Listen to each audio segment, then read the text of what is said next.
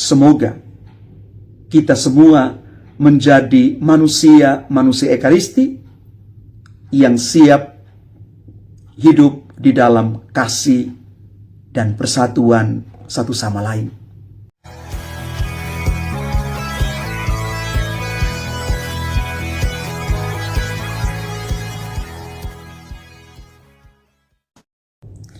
Salam Bapak Ibu, Saudara dan Saudari, sahabat-sahabat garam dunia yang terkasih.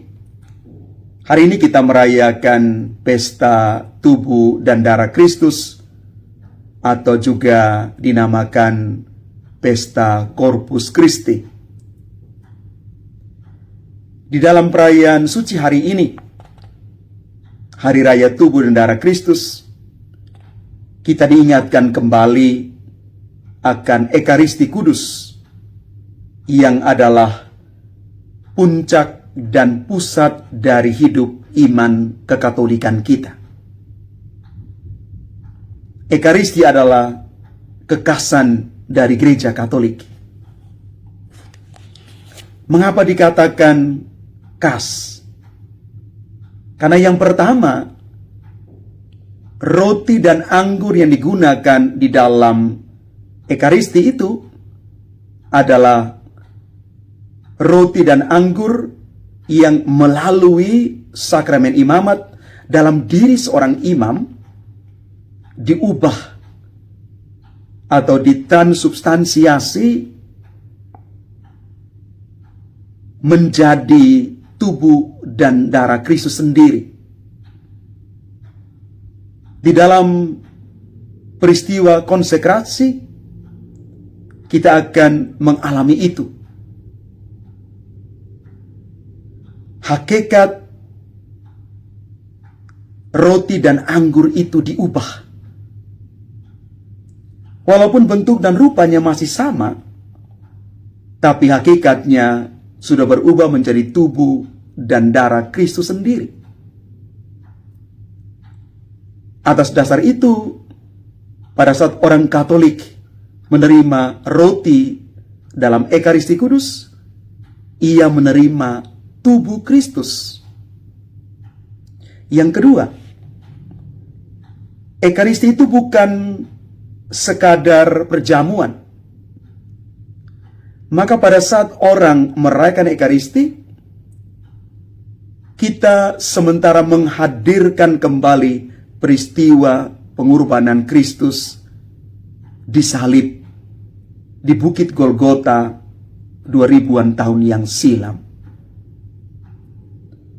Dengan begitu pengorbanan Kristus dialami secara real dalam Ekaristi untuk kita yang hadir di dalam perayaan itu.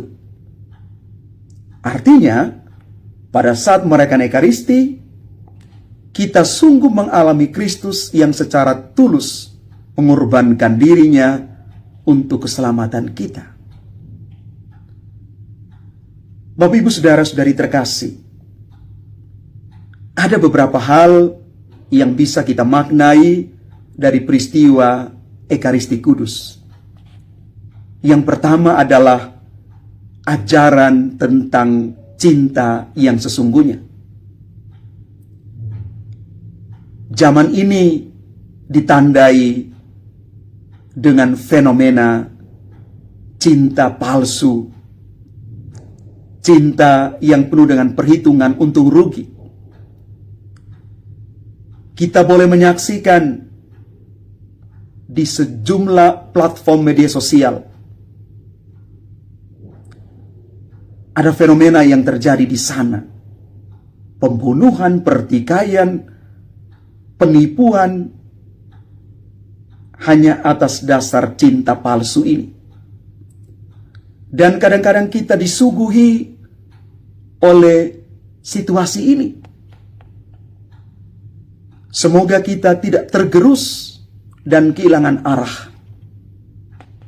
Kita mau belajar dari Yesus, dan di dalam Ekaristi Kudus kita mau terus mengobarkan cinta yang sesungguhnya.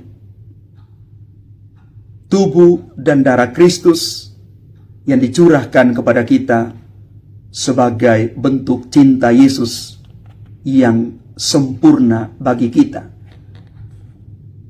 Cinta sejati yang tidak terbagi. Yang kedua, dari Ekaristi kita belajar makna kemurahan hati. Ekaristi adalah peristiwa Tuhan menunjukkan kemurahan hatinya. Dia memberikan dirinya sampai sehabis-habisnya bagi kita. Kita yang kadang-kadang hanya berkutat dengan diri sendiri. Kita yang kadang-kadang sangat egois. Dibuka mata dan hati kita untuk lebih murah hati, bersolider dengan orang lain.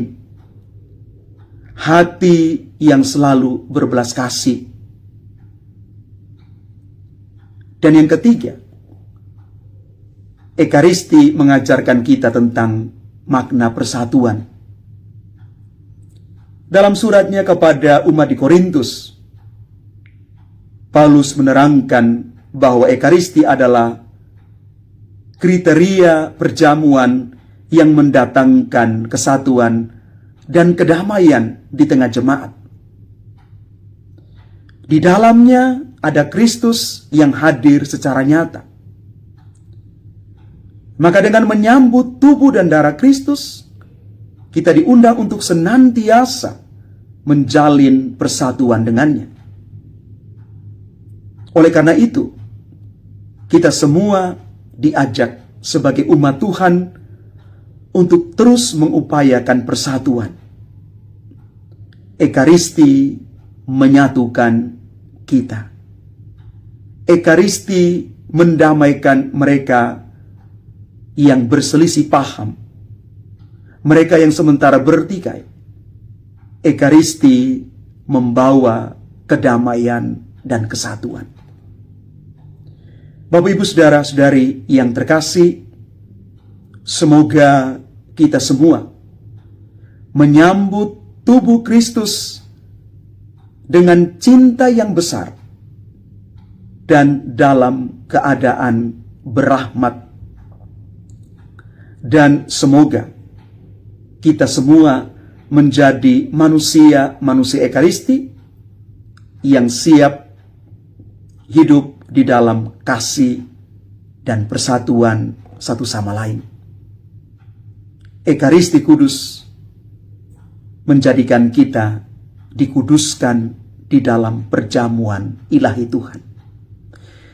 Mari Bapak, Ibu, saudara-saudari terkasih, semoga kita terus dan tekun merayakan Ekaristi kudus sebagai pusat jantung hidup iman kita, karena di sanalah kita menemukan sejatinya gereja Katolik yang benar ketika kita merayakan Ekaristi kudus.